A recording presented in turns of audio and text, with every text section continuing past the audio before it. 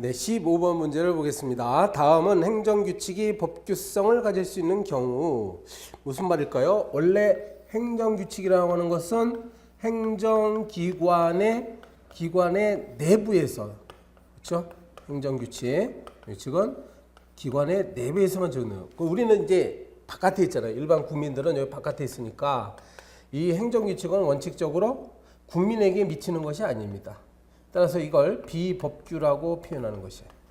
행정규칙은 법규가 아닌 것이 원칙이에요, 원래가. 그런데 예외적으로 이제 법규성을 가질 수 있는 경우가 있다라고 내린 판례의 내용이에요. 어떠한 경우에 과연 행정규칙이 행정기관 내부를 떠나서 외부에 있는 국민에게도 미치는, 만약에 이렇게 미쳐지게 되면 우리는 이걸 법규가 된다고 하죠. 법규성을 띈다고 합니다. 요 판례가 바로 요 지금 소개되는 판례가 바로 자기구속의 원리와 관련된 거예요. 자기구속 원리. 행정법의 일반 원칙으로서 자기구속 법리를 잘 공부하셔야 됩니다. 바로 이거죠. 박스 안에 읽어봅니다. 행정규칙이 그 정한 바에 따라 되풀이되어 시행되어 행정 관행을 일으켜야 되면 평등의 원칙이나 신뢰 보호의 원칙에 따라, 자, 기억의 신뢰 보호의 원칙에 따라 행정청은 그 상대방에 대한 관계에서 규칙을 따라야 할 법률에 의한 기속이 아니죠. 이게 바로 자기구속입니다. 자기구속. 그래서 자기구속을 여러분 디귿을요 뭐라고? 자기구속이라고 고쳐야 돼요. 자기구속을 당하게 되고 그러한 경우에는 대외적인 구속력을 갖게 된다. 네, 행정규칙이라는 것이 되풀이돼서 가령 예를 들어서 뭐 100번을 되풀이해서 반복적으로 이렇게 적용이 됐어. 만약에 반복적으로 적용했어. 그럼 101번째 민원을 처리할 때도 어때요? 그대로 또 적용을 하라 이거야. 그러니까 되풀이돼서 시행되면 상대방, 여기서 말하는 상대방이 이거죠. 101번째의 민원인 이거 상대방이에요. 상대방에 대해서도 그대로 적용해야 돼요. 그대로 적용하는 게 뭐라? 자기구속이에요. 자기는 행정청이지, 행정기관. 행정기관이 자기가 과거에 했던 100번의 그러한 행위에 스스로가 구속됨으로써 이번에 상대방에게도 똑같이 결정을 해야 된다. 예, 이러한 근거가 되는 원칙이 바로 두 개가 있다고 했죠. 여기 평등원칙과 신뢰보호 원칙. 왜 그런 거 아니? 100번의 그런 민원인하고 이번에 101번째 민원인은 서로 평등하니까 똑같이 적용하라 이거야. 그리고 이 사람 입장에서는 그동안에 100번의 이러한 반복적인 적용이 있었던 것을 신뢰하고 있었죠. 그러니까 그런 신뢰를 침해하지 않도록 이 사람의 신뢰도 보호를 해주라. 두 개 잘 기억하셔야 돼요. 자기구속 원리인데 전체적으로 보면 이건 자기구속 원리에 관한 내용인데 그 이념적 기초가 된 것은 또 뭐냐라고 물어보면 평등원칙과 신뢰보호 원칙이라고 얘기돼요.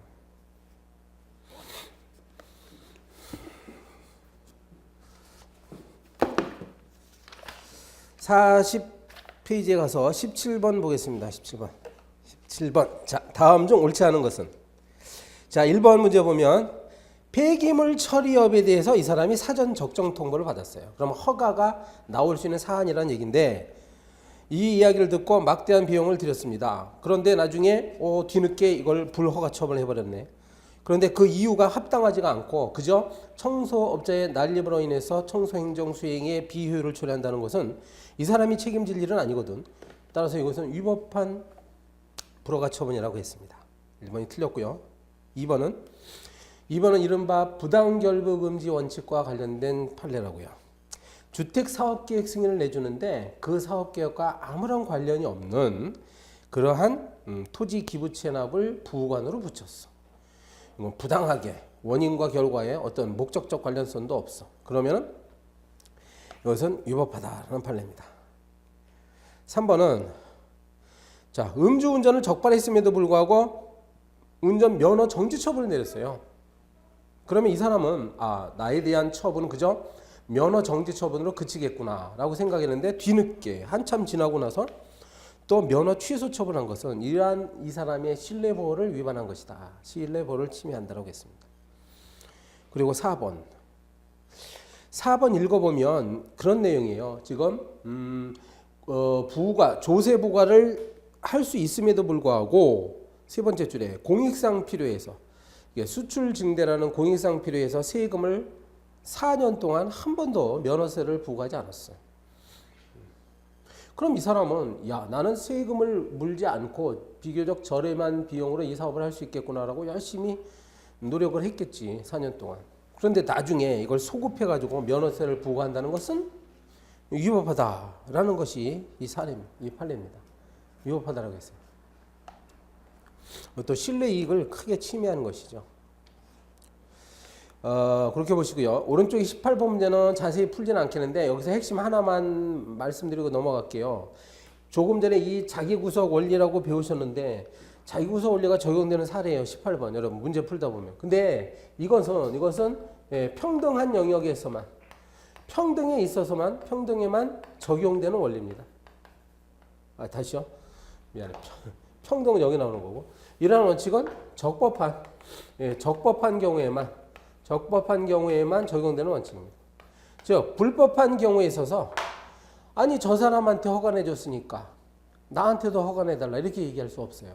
불법한 것은 국가가 도와주면 안 됩니다. 그렇게 하시고 19번으로 넘어갑니다. 19번 문제. 다음은 행정법상 일반 원칙을 나타내는 것이다. 어떤 원칙과 관련된 문제일까요? 1번 규제의 대상과 수단은 규제의 목적을 실현하는 데 필요한 최소한의 범위. 자, 필요한 최소한의 범위 밑줄 치고. 요게 바로 뭡니까? 요게 비례 원칙이죠. 규제를 하는 건 좋은데 필요한 경우에만 규제를 해야죠. 워낙에 규제 개혁 이야기를 여러분 많이 들었기 때문에 아실 거야. 불필요한 규제가 너무 많기 때문에 문제가 되죠. 불필요한 거. 그러니까 필요한 경우만 해야 되는데. 이건 바로 비례 원칙의 문제입니다. 그다음 2번 경찰관의 직권은 직무 수행에 필요한 최소한도. 지금 똑같은 말 나왔네 또. 필요한 최소한도. 그러니까 아무 때나 경찰관의 직권을 아무 때나 사용하면 안 됩니다.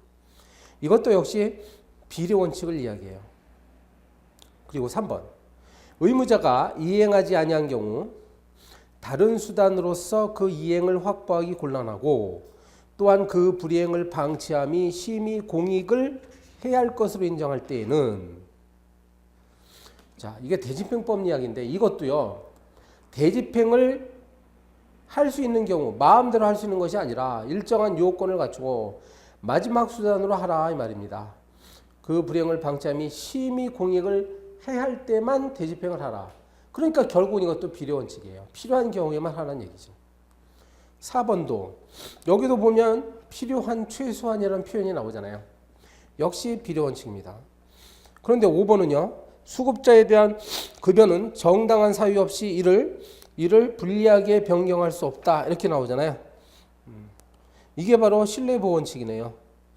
수급자에 대해서 뭔가 급여를 줬었는데 이것을 불리하게 상대방한테 불리하게 변경하면 안 됩니다. 그러니까 상대방의 신뢰를 지나치게 침해하면 안 된다는 얘기죠. 안 된다는 얘기지. 자, 19번은 그래서 5번을 정답으로 해야 됩니다. 자, 이제 21번 이제 신뢰보호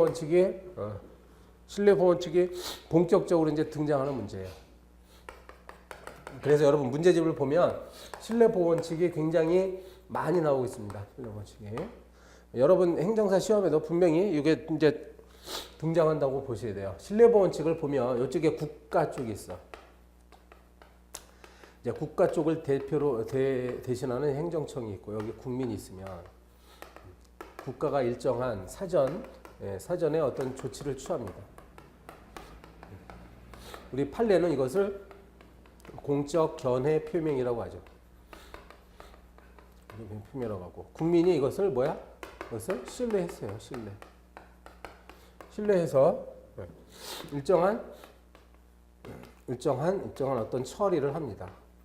처리라는 것은 뭐 투자를 한다거나 이거야. 막대한 어떤 비용을 든 거죠. 뭐 근로자를 고용한다든지. 근데 뒤늦게 보니까 사후의 처리가 나오는데 사후의 조치가 나오는데 이 사후 조치는 바로 이러한 행정청이 지난번에 했던 사전 조치와 서로 반대되는 그런 내용을 합니다.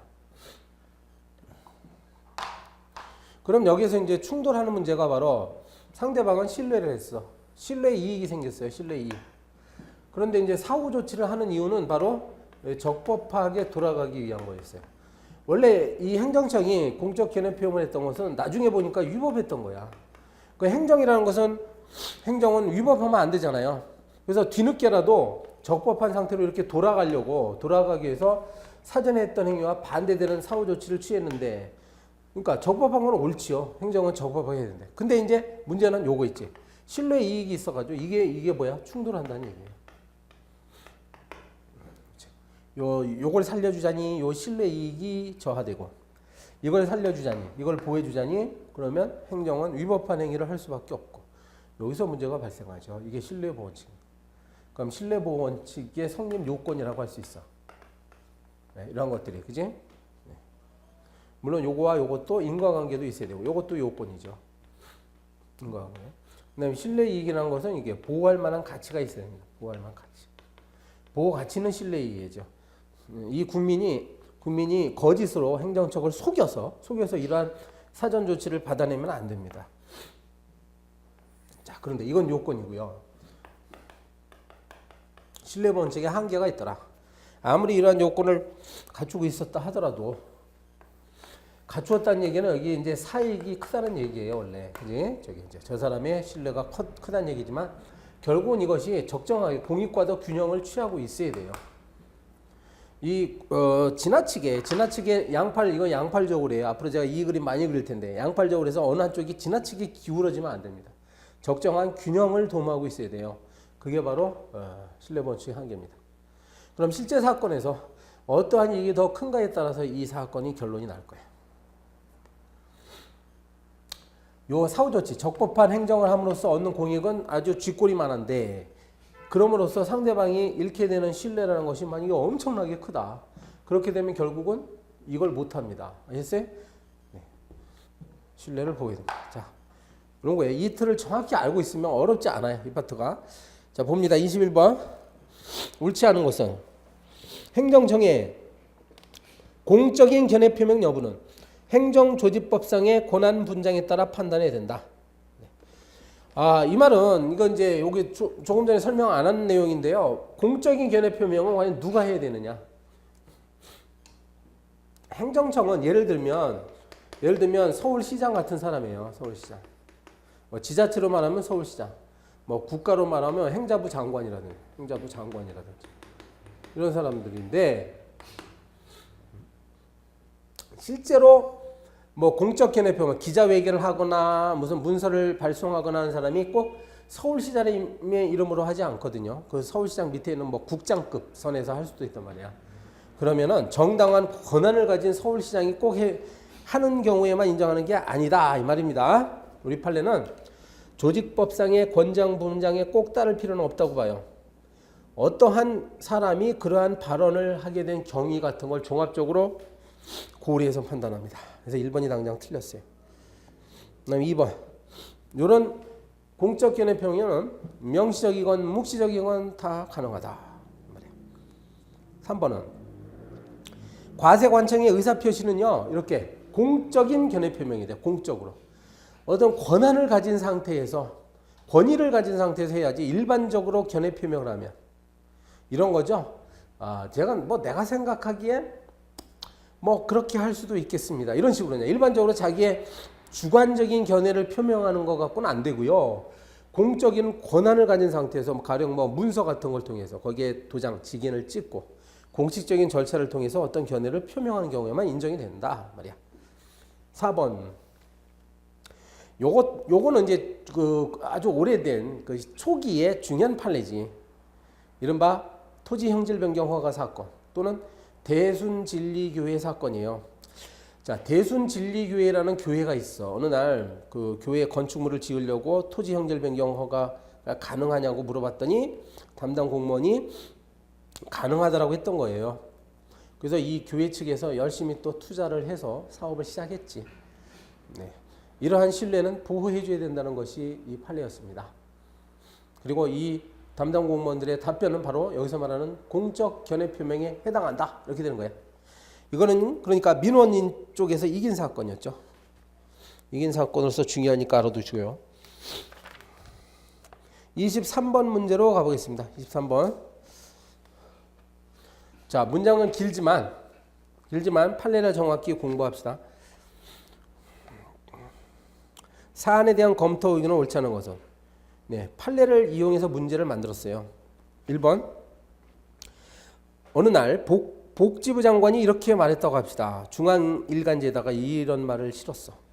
의료 취약제에다가 병원을 설립하는 자에게는 5년간 지방세 중 재산세를 면제하겠습니다. 이렇게 공고를 했습니다. 그래서 이 갑이라는 의사가 의료 취약지인 저 강원도 어디에다가 병원을 설립 운영했어요. 근데 나중에 군수가 이 사람에게 군세인 재산세를 부과했습니다. 자, 어떻게 검토해야 될까요? 이 사건은 신뢰보호 원칙이 적용돼야 된다는 사건이었습니다. 실제 판례고 보건복지부 장관까지 나서가지고 지방세 문제가 됐던 거는 지금 재산세의 문제는 지방자치단체에서 부과하는 거예요. 지방자치단체. 그러니까 원래는 보건복지부 장관의 권한은 아니에요. 권한은 아니지만 국민의 입장에서 보면 일국의 장관이 이렇게 이야기했다는 것은 이미 지자체들과 충분히 협의를 본 다음에 발표를 했다고 믿을 수밖에 없죠. 국민의 입장에서. 그러니까 이 경우는 이렇게 공적 견해 표명했으면 지방세를 면제해 줘야 됩니다. 그러니까 틀렸죠. 그지? 신뢰보 원칙을 적용을 주장할 수 있는 사례로 보는 것이야. 2번. 자, 폐기물 처리업 사업 계획에 대해서 또 적정 통보를 해줬겠죠. 적정 통보를 또 했어. 그런데요, 이건 아까 전에 공부했던 그 문제하고 다른 문제예요. 폐기물 처리업 사건, 적정 통보 사건 기억나십니까? 이거하고는 달라요. 이거는요, 적정 통보를 받은 상태에서 국토 이용 계획 변경 신청을 승인해 주겠다는 취지의 공적인 견해 표명은 없었어. 그러면 이것은 거부당할 수 있는 거지. 왜냐하면 폐기물 처리업 사업 계획이라는 거하고 국토 이용 계획 변경 신청하는 건 전혀 다른 차원의 어떤 절차입니다. 그러니까 적정 통보해줬다고 해가지고 국토 이용 계획 변경도 변경해 주겠다고 약속한 건 아니라는 얘기지. 따라서 오른쪽 페이지 맨 위에 갑은 신뢰보호 원칙으로는 보호받을 수가 없습니다. 그 말이야. 3번. 건축주가 뭐고 건축사가 뭔지 아시죠? 건축주는 이제 자기의 비용을 들여서 건물을 지으려고 하는 사람이고, 건축주는 일반인이기 때문에 전문가인 건축사한테 맡겨가지고 설계를 하고 뭐 여러 가지 한단 말이야. 근데 건축사가 과실로서 건축 한계선을 위반했습니다. 한계선 아시죠? 그 선을 넘어서면 안 돼. 그런데 그래서 철거명령을 받았어. 그럼 건축주 갑은 보호받을 수 있을까요? 안 된다는 거죠. 왜냐하면 비록 건축사가 잘못했지만 건축주는 몰랐어. 그렇지만 건축사는 건축주의 위임을 받아 일 처리하는 거니까 결국은 일심동체라고 보는 거죠. 우리 법적으로 보면. 건축사가 잘못한 행위는 건축주도 그거를 감수해야 됩니다. 따라서 보호받을 수 없는 경우에요. 4번. 요거는 아까 배웠던 그 사건이죠. 폐기물 처리업.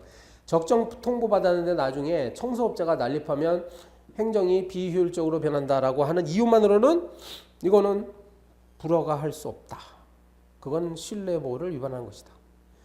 네, 맞죠? 그래서 자, 넘어갑니다. 신뢰보호 원칙 계속 나오고 있어요. 25번 문제. 25번 봅니다. 신뢰보호 원칙에 대한 설명으로 옳지 않은 것은. 법령의 개정에도 신뢰보호 원칙이 적용될까요? 그러니까 법이라는 것이 국가가 법률을 공포했어. 그럼 국민들은 이거를 믿게 되죠. 이건 장차 이 법률이 시행되겠구나 믿어. 근데 합당한 이유 없이 국가가 이것을 자꾸 바꾼단 말이죠. 바꾸면 안 된다는 것이 우리 판례 입장입니다. 이해하기 쉽게 여러분 지금 행정사를 보시는데 예전에 행정사가 아니라 뭐였죠? 무슨 법무사인가요? 관세사인가? 갑자기 시험 이름이 생각이 안 나는데 시험이 변리사 맞아요. 변리사 시험 문제를 변리사 시험의 방식을 잘못한 경우가 있었어요. 어느 날 말이죠.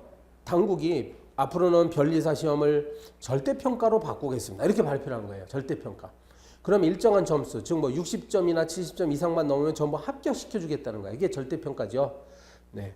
그러면 상대평가에 비해서 절대평가가 쉽다는 거 여러분 아시죠? 그러니까 이 변리사 시험에 수험생들이 막 몰려들어서 열심히 공부한 거야. 아, 이건 내가 변리사가 될 수 있구나. 근데 2년이 지나서 이제 처음으로 개정된 법에 따라서 변리사 시험을 보기려고 하는데 갑자기 또 당국이 안 되겠다 싶어가지고 상대평가로 또 바꾼 거예요. 자, 그 사건이었습니다.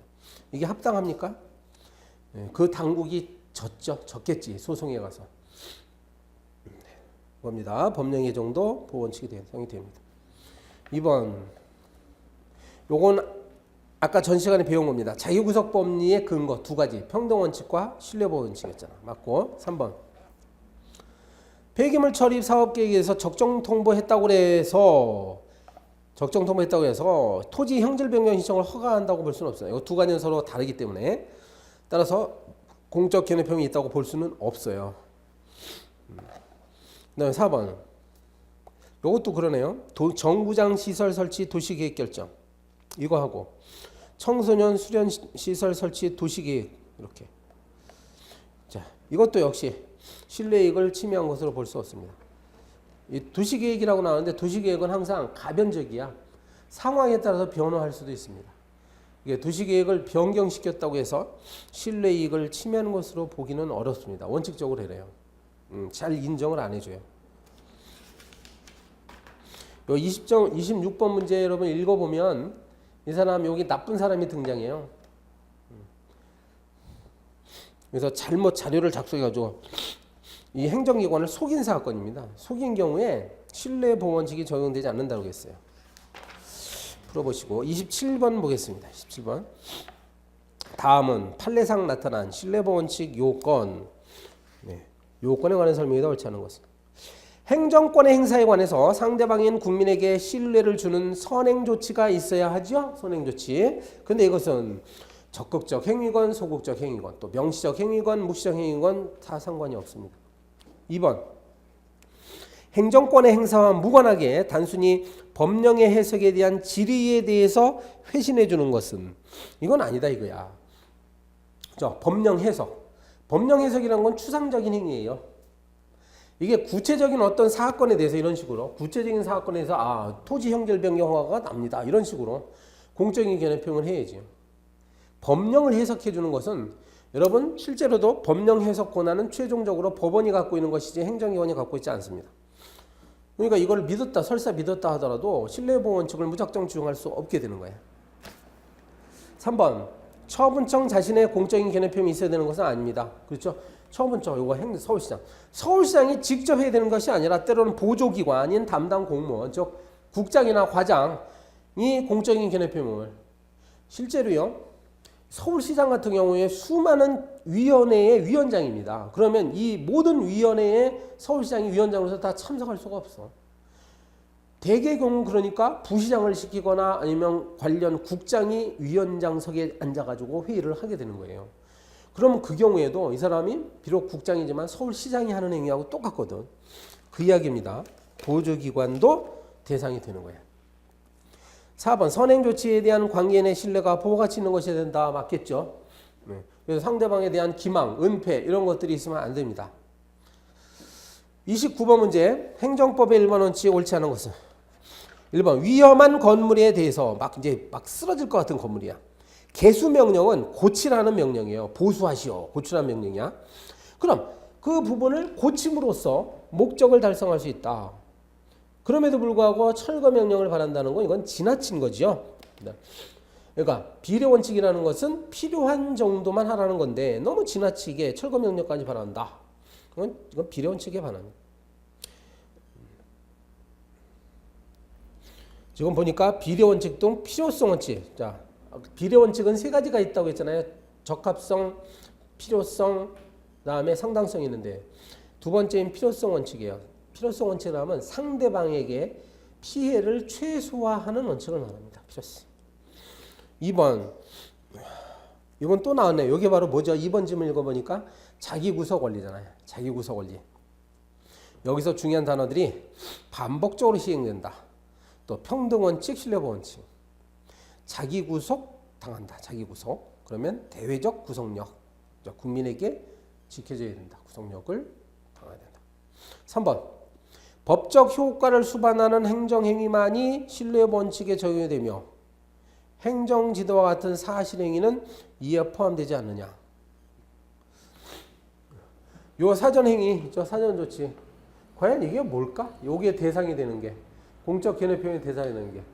법률행위건 사실행위건 다 대상이 됩니다. 우리 판례에 따르면 모든 행정작용에 대해서는 이러한 행정작용을 통해서 국민이 보호받을 만한 신뢰 이익이 형성된다고 한다면 이거는 보호해줘야 된다는 것이 신뢰보원칙이에요. 그러니까 틀렸지. 그래서 행정지도도 때로는 상대방한테 깊은 신뢰를 줄 수가 있습니다. 상대방에게 이익을 가져다 주면 보호받아야 되는 경우가 생길 수 있습니다. 네, 4번. 4번에 실효의 원칙이라고 나오죠. 실효. 실효의 원칙의 개념 자체는 먼저 알아두면 효력을 잃어버린다. 행정기관이 일정한 행위를 취소할 수 있음에도 불구하고 그 취소권을 장시간 동안 행사하지 않을 때는 상대방이 이제는 취소권을 행사하지 않겠구나 하는 것을 믿게 됩니다. 그러면 그 신뢰를 또 보호해줘야 된다는 거야. 즉 취소를 할 수 없다라는 것이 신뢰의 원칙이야. 실효. 그래서 신뢰의 원칙은 바로 이러한 신뢰보호 원칙에서의 파생 원칙이라고도 합니다. 여기서 나온 거. 상대방이 뭘 신뢰했다고요? 더 이상은 행정기관이 취소권을 행사하지 않겠구나 이렇게 믿는 거야. 근데 과연 이걸 인정할 것인가 여부는 구체적인 경우마다 개별적으로 판단해야 되죠. 어떤 것들, 기관의 장단, 당사자 쌍방의 그런 사정 등을 고려해서 상대방의 신뢰가 크겠구나 라고 한다면 보호해 줍니다. 사회 통념에 따라 판단한다. 네, 31번 신뢰보호 원칙 또 나왔어요. 워낙에 중요하다는 거 여러분 알 수 있죠. 신뢰보호 원칙 1번 신뢰의 대상인 행정청의 선행 조치에는 적극적, 소극적 언동이 모두 포함돼요. 여기까지 맞죠? 그런데 적법한 선행 조치일 것이 요구되므로 위법한 선행 조치에 대한 신뢰 보호는 허용되지 않는다. 이건 틀렸지. 여기 보세요. 아까 이 사전 조치는 특히 선행 조치가 바로 위법한 경우에 특히 더 문제가 됩니다. 위법한 경우에도 불구하고 국민이 신뢰를 했기 때문에 이게 문제가 돼요. 그래서 나중에 이게 적법하게 돌아갔을 때 이게 충돌하는 문제인지. 2번 행정조직상 권한을 가진 처분청 자신의 공적 견해가 아니라 보조기관에 불과한 담당 공무원의 공적 견해 표명도 신뢰보호 대상이 된다고요. 그죠? 국장, 과장. 맞지? 그러니까 2번. 3번에 선행 조치에 대하여 상대방인 사인의 아무런 처리 행위가 없었던 경우라도 정신적 신뢰를 이유로 신뢰보호를 요구할 수 있습니까? 네. 요 선행 조치 때문에 상대방이 일정한 처리가 있었어야 돼요. 그러니까 서로 인과관계가 있어야 되는 거야. 지금은 없는 경우라도 해서 틀렸습니다. 상대방의 일정한 처리 행위가 있는 경우에 비로소 신뢰보호 원칙이 적용되는 겁니다. 4번에 행정의 합법률성 원칙과 신뢰보호 원칙이 충돌한 경우에는 전자가 우위에 있습니까? 네.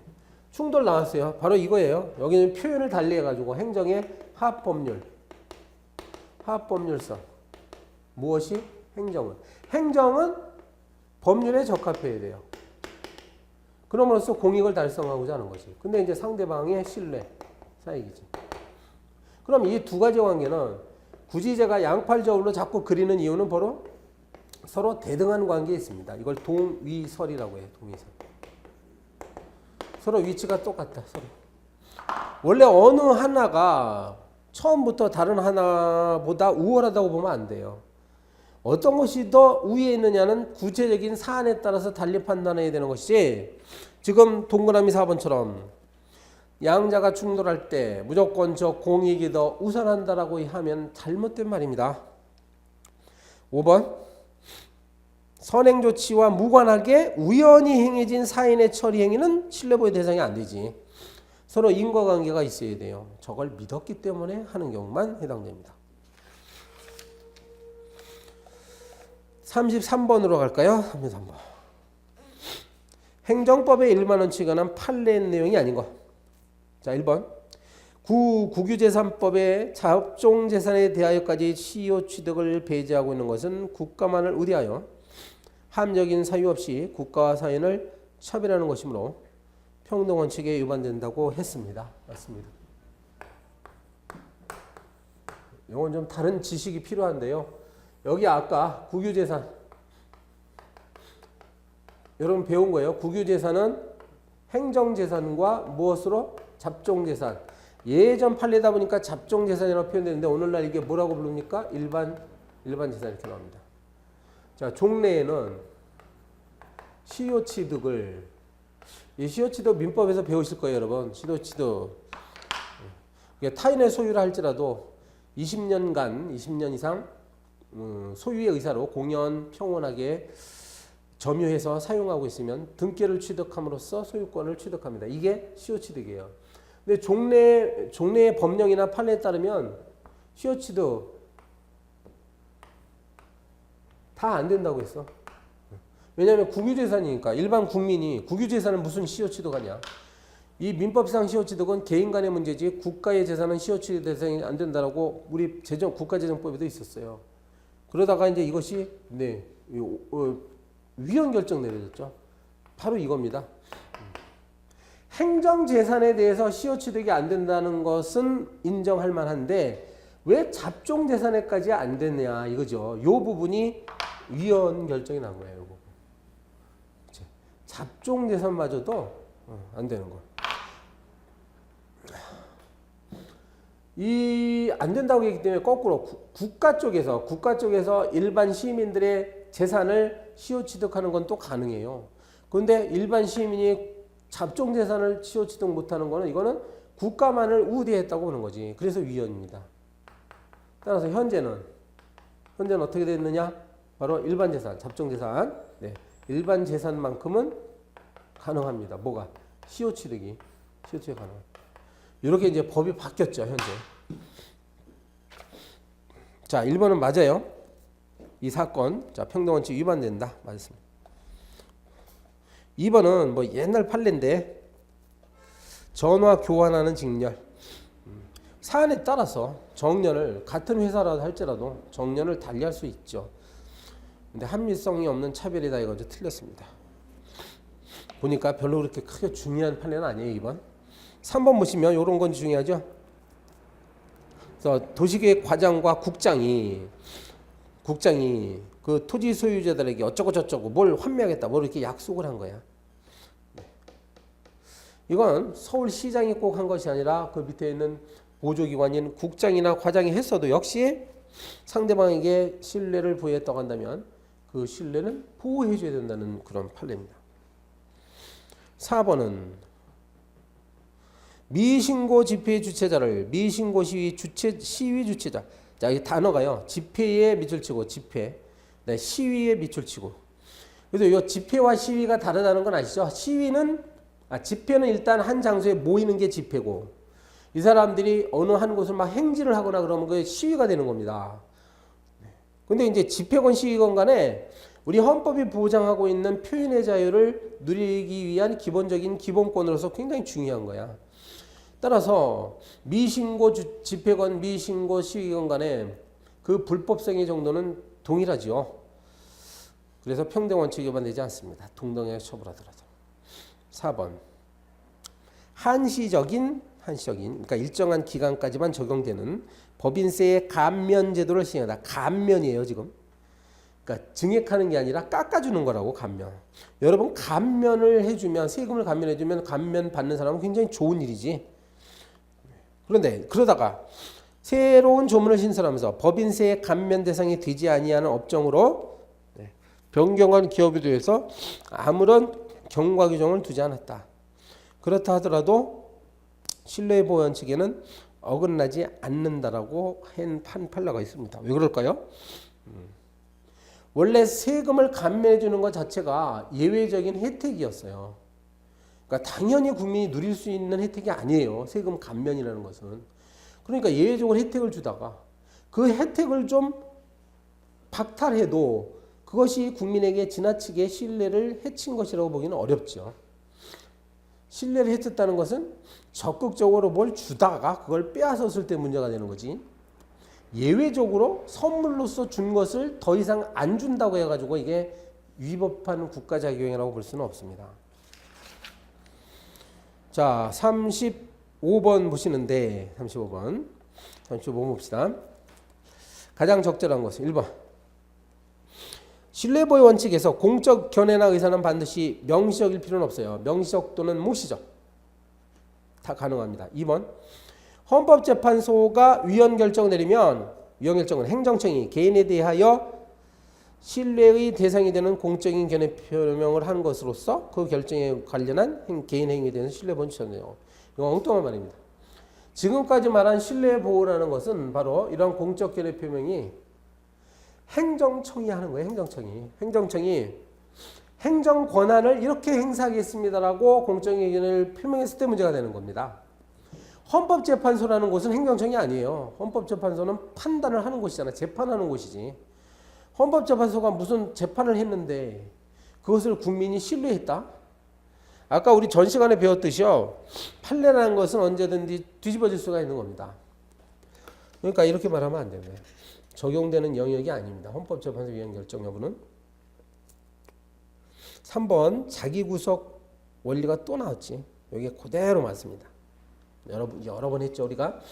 이게 자기구속 원리. 4번 공적 견해표명이 있었는지 여부를 판단하는 데 있어서는 행정조직상의 형식적인 권한 분장뿐만이 아니라 이게 틀렸어요. 형식적인 권한 분장만으로 판단하지 않죠. 어떻게? 그래서 이 담당자의 어떤 지위와 임무, 당이 언동을 하게 된 구체적인 경위 이런 것들을 종합적으로 고려해서 개별적으로 판단하는 것이 우리 판례입니다. 자, 37번 보세요. 다음 사례에서 법원이 피고 행정청의 처분이 재량을 남용하였다고 판단하면서 인용한 행정법의 일반 원칙을 찾아봐라. 이게 실제 사례예요. 부산 영도구청에서 공무원들이 어느 날 당직 근무를 시작하기 전에 한 25분 동안 한 3명이서 심심풀이로 돈을 걸지 않고 점수 따기 화투놀이를 했대. 그러다가 뭐 단속당했나 봐요. 그런데 이때 문제가 발생했습니다. 4명 중에 3명은 견책에 붙였는데 견책은 징계 중에 가장 가벼운 거예요. 근데 이 당사자, 이 사람은 파면을 택했다고 나옵니다. 맨 끝에 파면. 여기서 문제된 것은 무슨 원칙이 문제됐을까? 2가지를 찾아보라는 겁니다. 2가지. 뭐겠어요? 바로 비례 원칙과 평등 원칙이겠지. 자, 3번이 정답인데 비례 원칙이란 행정 목적을 달성하는데 필요한 수단을 발동하는 게 비례 원칙이잖아. 이 사람들은 그다지 그렇게 나쁜 짓을 한 것 같지는 않아요. 심심풀이로 했고, 그제 점수 따기. 그다음에 뭐죠? 그다음에 이제 그 근무 시간 전에 시작하기 전에 했잖아. 너는 뭐 지나친 가혹한 파면 처분이라는 건 너무 가혹하다 해서 비례 원칙 위반됩니다. 그리고 평등 원칙도 문제잖아. 똑같이 4명이 모여가지고 똑같은 행위를 했는데 3명은 견책인데 이 사람은 심한 파면이다. 그럼 평등 원칙이 위반되는 사례죠. 39번 문제 봐요. 39번. 자, 팔레트로 옳지않은 거. 대법원과 헌법재판소는 평등의 원칙과 신뢰보호 원칙을 행정의 자기구세 원칙의 근거로 삼고 있다. 맞습니다. 여러 번 나왔죠? 2번. 이게 뭡니까? 이것도 나왔잖아요. 부당결부금지 원칙과 관련된 거. 주택사업계획을 승인하면서 아무런 관련이 없는 토지를 기부 체납하도록 하는 부관을 주택사업계획 승인에 붙였어. 이건 위법한 겁니다. 네. 요 문제점에는 안 나와서 말씀드리는데 요거하고 혼동하면 안 되는 판례가 하나 있어요. 똑같이 주택사업계획 승인 얘기가 나오는데 그때도 토지를 기부 체납하라는 부관을 붙인 사건이에요. 그런데 그 이유가 그 아파트 단지에 진입도로를 제공하기 위해서, 그러니까 진입도로를 개설하기 위한 땅을 기부 체납하도록 한 사건이 있어서 그건 다른 사건이에요. 이거하고 어떻게 다릅니까? 그거는 이 주택사업계획 승인과 관련이 있겠죠. 아파트 단지 건설하려면 큰 도로로부터 거기 들어가는 진입도로를 누군가 만들어야 돼. 그거를 꼭 지자체가 하는 게 아니라 아파트 건설 사업을 하는 건설업체에게 맡기는 건 괜찮은 일이잖아요. 그거하고 다릅니다. 여기서 핵심 단어는 아무런 관련이 없느냐라고 해서 틀린 거예요. 아니, 그래서 맞는 거예요. 아무런 관련이 없는 것은 부당결국 원칙에 위반됩니다. 3번. 위법한 행정처분이 수차례에 걸쳐 반복적으로 행해진 경우 행정의 자기구속의 원칙이 적용됩니까? 틀렸죠. 여러분, 그러니까 이런 걸 잘 기억해야 돼요. 아까 신뢰보호 원칙 같은 경우는 위법한 행위도 이 대상이 된다고 했잖아요. 그런데 우리가 저기서 배웠던 자기구속 원리는 보세요. 여기 보시면 자기구속 원리는 적법한 경우에만 해당한다고 나오지? 네, 이런 점을 헷갈리면 안 돼요. 네, 자기구속 원리는 평등을 원칙으로 하는데요. 평등을 기본으로 하는데 평등이라는 것은 적법한 경우에만 나도 동일하게 대우해달라고 요구할 수 있는 거지. 불법적인 행위에 대해서도 내가 동일하게 해달라 이렇게 요구하는 게 아니에요. 아주 쉬운 예로 불법 주차에 대해서 다른 사람은 단속을 안 하는데 왜 나만 단속하냐 이렇게 주장은 못합니다. 아시겠어요? 왜? 불법 주차는 불법적인 행위이기 때문에 아무리 말을 해도 소용없어요. 적법한 경우에만 문제는. 자, 그러면 39번에 3번은 틀렸죠. 자기구속 원칙이라는 건 적법한 경우에만 허용됩니다.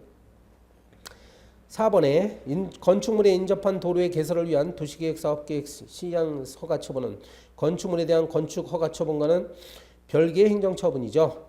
그래서 사업 시행 허가를 함에 있어서 조건으로 내세운 기부 취납 의무를 이행하지 않았음을 이유로 한 건축물에 대한 준공 거부 처분은 위법하다. 맞아요. 여기 지금 처분이 두 개가 등장합니다. 도로 개설을 위한 허가 처분이 하나 나오죠. 도로 개설을 위한 처분. 그리고 건축 허가 처분 나오잖아요. 도로 개설 처분과 그러니까 도로 개설 허가 처분과 건축 허가 처분은 전혀 별개의 행위란 말이야. 따라서 도로 개설 허가 처분 내줄 때 조건으로 내세운 기부 체납을 하지 않았다고 해가지고 건축 허가, 준공 허가 처분을 하지 않는다는 거 이런 거에 바로 부당결부 금지 원칙에 어긋나는 거죠. 그래서 위법합니다. 네, 여기까지가 우리가 이제 행정의 일반 원칙이었어요. 행정법의 일반 원칙. 쉬었다가 다음 시간에 제 3절로 넘어가겠습니다.